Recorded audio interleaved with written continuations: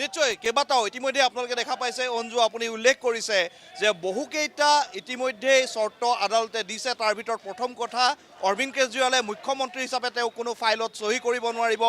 দ্বিতীয় যিটো বিষয় হৈছে তেওঁ মুখ্যমন্ত্ৰীৰ কাৰ্যালয়লৈ যাব নোৱাৰিব তৃতীয় যিটো হৈছে তেওঁ কোনো এই গোচৰটোৰ সম্পৰ্কীয় কোনো কথা তেওঁ ৰাজহুৱা কৰিব নোৱাৰিব বা উত্থাপন কৰিব নোৱাৰিব আৰু চতুৰ্থটো যিসকল সাক্ষী আছে সেই সাক্ষীসকলৰ সৈতে তেওঁ কথা বাৰ্তা কৰিব নোৱাৰিব বা তেওঁলোকক লগ পাব নোৱাৰিব এই নিৰ্দেশ জামিন দিওঁতে আদালতৰ যি ৰায়দান তাত উল্লেখ কৰিছে কিন্তু সকলোতকৈ ডাঙৰ কথা এই মুহূৰ্তত অঞ্জু আমি এই মুহূৰ্তত ক'ব বিচাৰিছোঁ যে আম আদমি পাৰ্টিৰ কাৰ্যালয়ৰ পৰিৱেশটো মন কৰক পাৰ্থই আপোনালোকক দেখুৱাব আৰু ইয়াত ইতিমধ্যেই যিসকল সমৰ্থক আছে তেওঁলোকে যথেষ্ট এই মুহূৰ্তত তেওঁলোক উৎসাহত আছে আৰু বিশেষকৈ দিল্লীৰ যি নিৰ্বাচন